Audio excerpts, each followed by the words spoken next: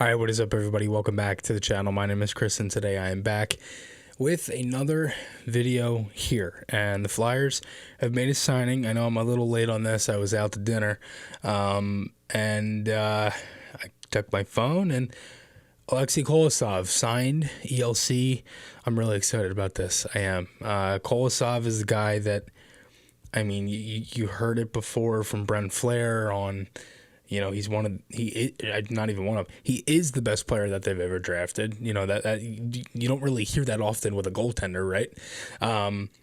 It's crazy. I know, I think that might have changed with Michkov, but we'll see. But anyway, at the time, that's kind of what it was. But it doesn't matter. He's really good too. 925 cap hit, $2,775,000 over 3 seasons from 2023-24 to 2025-26 for Kolosov. He's 21 years old. This past year in the KHL with Dynamo Minsk, a .912 save percentage, .254 goals against average in 42 games, played 3 games in the playoffs, a .917 save percentage, and a .308 goals against average in 3 games. He's smaller, 6'1", 185 pounds. Obviously, 3rd round pick in 2021 for the Flyers, 78th overall. Probably one of the best players in the whole Chuck era that the Flyers have drafted. Obviously, you've York and Brink and Andre, and hopefully Tuamala turns it around, Zadie Wisdom, and Ladino. But as for Kolosov, as one of the more up and coming ones, and obviously goaltenders, and I believe the Flyers have in the past few seasons, obviously this past year they ended up taking 2 goalies, averaging and Bjarnason, but in these past couple of years they have only drafted 2 goaltenders. Roddy Ross in 2019, that was Chuck's first goaltender, 6th round. He ended up not signing with the Flyers. And then Kolosov in 2021, 70th overall, and the Flyers only had 6 picks that year, so they ended up trading a couple, obviously, and that was one of the big things. And he's a guy that Kolosov is a guy, again, they're very high on him. It's going to be very interesting to kind of see what happens here. He's smaller, like I mentioned. He moves around well in the net. He has some really good highlights on YouTube to kind of see. It's really all I have to really, talk much about him specifically and all of that stuff. He's a smaller type of guy. He moves well in the crease, likes to play the puck a little bit. He stands up, tall. He covers a good chunk of the net for his size, and he's able to kind of move laterally pretty quickly too. And again, he's got some really good highlights, so it'll be interesting to kind of see what happens. And again, I'm not a scout or pretend to be one or anything like that, so I don't know much of the inside kind of reports on Kolosov, but from what I see, he looks like a pretty damn good prospect. So again, a 3-year ELC, so this is kind of where this gets a little tricky with the Flyers, right? Because if you're looking at the cap and you're looking at just the entire roster alone, right? There's a lot of question marks here. Obviously, in the offense, who's going to score? What's your power play situation? The defense, is Tony DeAngelo still going to get traded? Is there so many different things that's going on? Who's your number 1 defenseman next year? Is Travis Sanheim your number 1 defenseman? Are you still looking to trade Travis Sanheim? Like, there's so many different things here, right? And they signed Mark Stahl and all this stuff, but in net is one of the biggest questions, and probably is for the Flyers, because everybody knows that they're not really going to score that much, and everybody knows that their defense is going to be as great. The biggest thing is in net, and who is in net specifically. So you have Carter Hart, obviously, at 1 year left. He's an RFA in 2024-25. Cal Peterson at 2 years left. $5 million, a modified no trade. He's a UFA in 2025-26. You have Felix Sandstrom at $775,000 for this season, and then he's a UFA in 24-25. Carter Hart is 24, Cal Peterson is 28, and Felix Sandstrom is 26. So that's the age and contract for 3 of the quote-unquote roster goaltenders. The non-roster, which is essentially all the players on the LCs and Phantoms and Royals and everything else. Ivan Fedotov, right, who signed in the KHL today in SKA.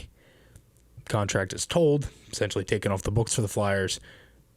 Basically, you're never going to see Fedotov ever in a Flyers uniform, unfortunately, because it would have been nice to kind of see that. But Then you have Kolosov, right?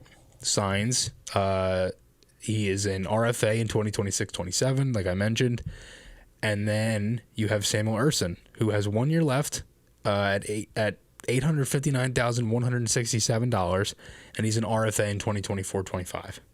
So if you're looking at this that way, and say the Flyers do keep, Sandstrom, and he is a UFA, but say they re-sign him just for argument's sake, or they look to, you have 3 goaltenders to sign for next season. You have Hart, you have Sandstrom, and you have Sam Urson.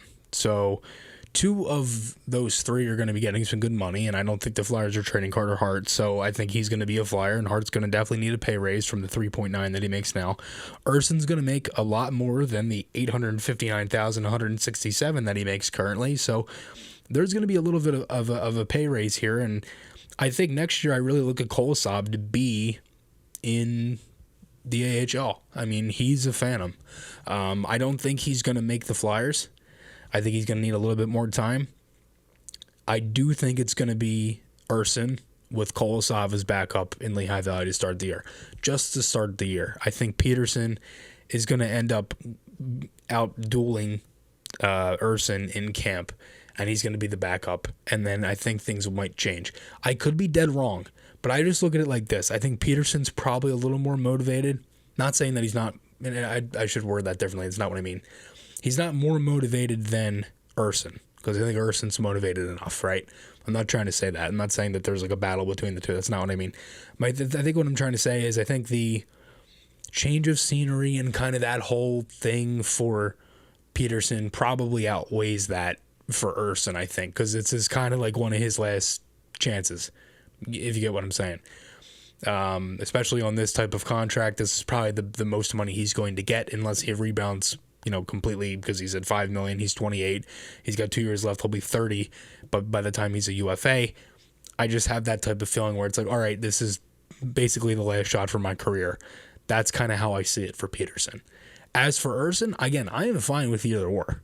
I'm not going to, crap on Peterson because, look, we've never even seen this guy play in a Flyers uniform yet, and I've seen a lot of stuff that's like, kind of negative on him and that people don't think he's that great and all this stuff. Look, he struggled, but that doesn't mean that he can't rebound. Where this puts Kolosov is really interesting because it's like, again, like I said, you have so many different variables here. He's definitely going to be a Phantom. My God, the Phantoms are going to be fun to watch next year. I mean, you have Tuamala, who said he's coming. You have Kolosov now. You have either Peterson or Urson down there.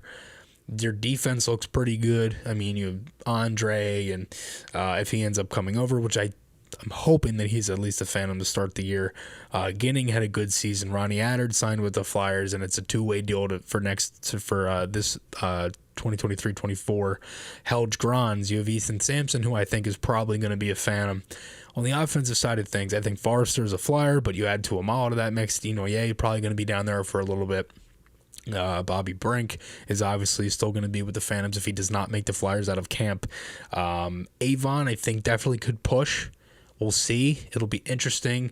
Obviously, he is on his ELC as well, starting this season. So, in these past couple of years, that's been happening, but he still kind of carries through. So it'll be interesting. Zadie Wisdom, obviously they signed Rhett Gardner as well. So it'll be interesting because I think the Phantoms will be better. I mean, you add Kolosov into that. It's going to be interesting. The Flyers are, again, it's like a really pretty quiet goalie factory at the moment. So we'll see. It'll be interesting.